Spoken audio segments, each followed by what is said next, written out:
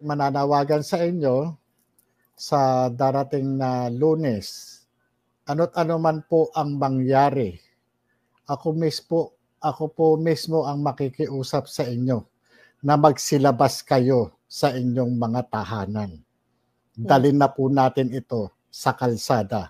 Ito nga mga kababayan, bago natin ituloy ang video na ito, kung bago ka lang sa aking YouTube channel baka pwede makahingi ng like at subscribe at click mo na rin ang notification bell para updated ka sa aking nilalabas na bagong video. Salamat po. Opo, kaya nga po na kung makikita niyo yung ano no, yung pangyayari no. Nagkaroon ng negotiation. Nung nagkaroon ng failure yung negotiation, giniba ako doon sa Senado. Gumamit sila ng kanilang kaalyado doon sa Senado na bakit ako gaganituhin ito? Kumbaga, akala ko nga magiging maayos yung takbo takbo ng investigation at magkakaroon ng elicitation para doon sa sa subject matter nitong Senate hearing. Pero nagtaka ako dahil siguro na nagkaroon ng failure yung negotiation, yung Senado na hearing ng May 7, ngayon bigla na lang nagpa-interview ang ating Pangulo at sinabi na ako ay professional liar. Yun po kumbaga sa talagang wala na silang magawa kundi yun na talagang hindi na napigilan yung sarili, dala siguro ng epekto ng ipinagbabawal na gamot. Kaya nagkaroon siya ng misjudgment. Kasi kumbaga sa kapag ganyan hindi na makontrol yung sarili dahil nga ito merong mga nakuwang kasi sinabi ko sa Senado na na-capture ng CCTV yung conversation, ito na yung nangyari siguro nga dahil nga ito yung senyales na nagkakaroon ng paranoia yung isang tao. Kaya siguro ganun yung naging desisyon at out of the blue, nakapagsabi siya ng ganun na hindi dapat para sa isang Pangulo na nagsasalita ng ganun. Kasi unang-una, yung mga tinuturan niya na ako ay hindi dapat pagkatiwalaan o anuman, tahasang paglabag na ito doon sa konstitusyon. Kasi nanumpa siya na itataguyod at ipagtatanggol niya yung ating konstitusyon. Ako kabilang sa mamamayang kanyang pinamamahalaan. Karapatan ko na yung nasasagasaan. Di ba? Sasabihin niya na ganito.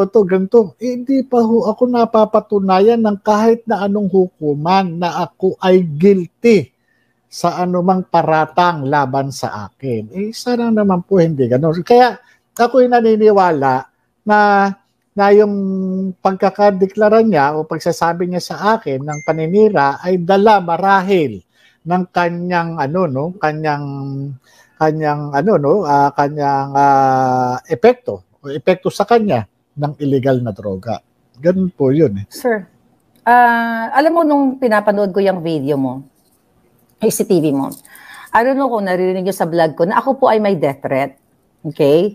3 death threat po ang natanggap ko na papatayin o gugurgurin ako ni Marcos at saka ni Lisa. Katunayan, yan po ay na-report ko na sa FBI at saka sa mga local authorities. At even sa lawyer ko, sinabi ko na po yan. So, doon sa mga nag-message sa akin, text message lang po yun sa akin hindi video Sa iyo narinig yung video na ipapapatay ako, ipapagurgur ako ni Lisa. Okay? Ipapagurgur ako ng Marcos administration. Pero ito, ang video mo, ay katunayan na talagang pwede kang, may planong na ipagurgur ka kasi nga narinig naman mismo namin sa video. So, ramdam ko na may threat sa buhay mo. Ito ba yung dahilan kung bakit napilitan kang i-share na kung anong, whatever, anong mangyari sa buhay mo bago mag-hearing? So, ano doon yung threat? Ano yung kaba o takot na pwede nilang gawin sa'yo na ipagurgur ka bago dumating yung hearing o maybe, I don't know. But ito po'y malinaw pa sa sikat ng araw na si Agent Morales, mga kababayan, ay nasa status ngayon. Nasa kasalukuyang nanganganib ang kanyang buhay dahil mismo ang First Lady ng Pilipinas sa utos niya at pakipagsabwatan ni James Kumar dahil dun sa conversation na na-capture ng iyong CCTV, ikaw ay nanganganib ang iyong buhay. Nanganganib.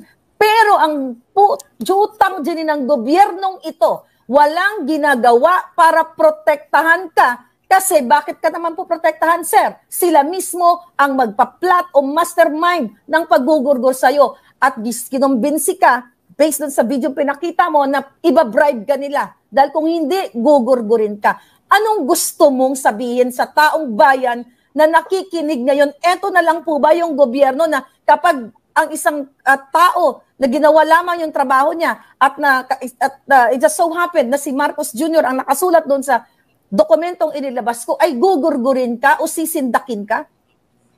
Alam nyo, itong nangyari ito matapos yung April 30, yung kauna-unahang hearing. Nangyari po ito.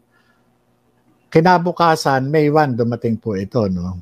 Kaya nga, ang ko doon sa taong bayan, magmasid po kayo, makiramdam.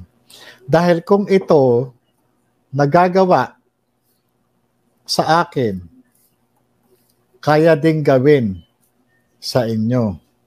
Itong mga indicator na ginagawa, nagpapautos sila o ano paman, hindi nyo ba nakikita na ginagawa ito dun sa mga maisog rally?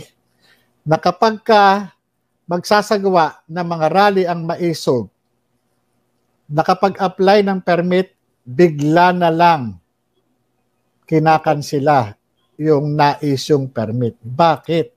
Ganon gumamit ng impluwensya itong mga nakaupo ngayon sa ating gobyerno. Ginagamit nila, inaabuso nila ang kanilang kapangyarihan laban sa atin. Tignan nyo po, ako'y nagtrabaho lang. Bakit may ganito? Nagtrabaho lang po ako. Ito ko po, hindi ko po sinabi sa kanila na mag-cocaine sila. Hindi ko po sinabi sa mga taong ito na nakasulat na gumamit kayo ng illegal na droga. Hindi po.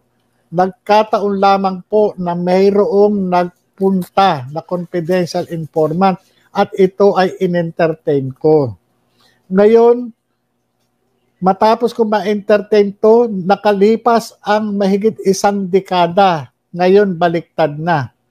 Yung investigador na nagpapatupad ng batas, ito po ngayon ang ipinapako sa krus.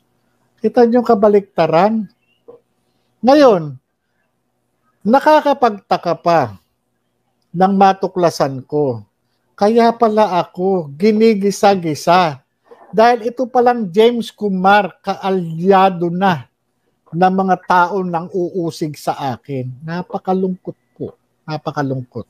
Napakalungkot po talaga kasi ang Pilipino ay hindi na nila kakampi ang gobyerno. Ang gobyerno na supposedly ay poprotekta sa bawat mamayang Pilipino, pero ang presidente at ang kanyang asawa, kasi imposibleng walang kinalaman si Marcos dito, ang presidente at ang kanyang asawa na si Lisa Araneta Marcos ay mastermind sa pagplano ng iyong buhay at sinubukan kang bayaran.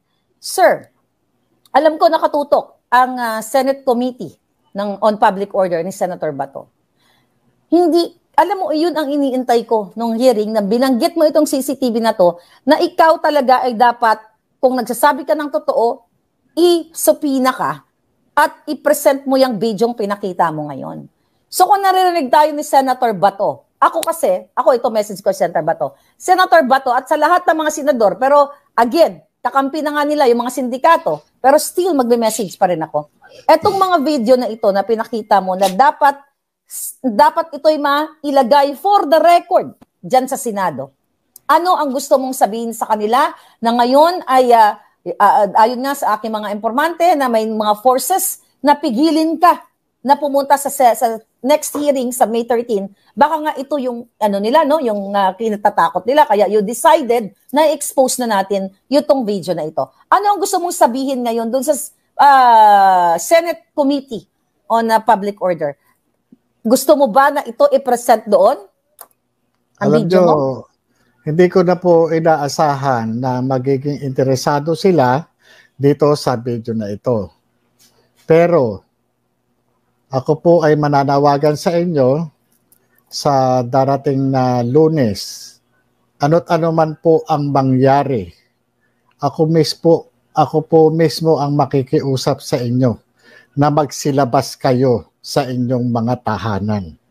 Dalhin na po natin ito sa kalsada kapag ka po binaliwala nila itong mga panawagan natin. Kailan suportahan natin mga kababayan si Agent Morales. I hope kung malapit kayo sa Senado, maging part kayo, nakita nyo yung video. Malinaw na si Lisa Marcos at nutusan niya ang James Kumar para i-bribe. Malinaw sa video, yung mga kapapasok lang, balikan nyo na lang po na i-play ang video kanina. So,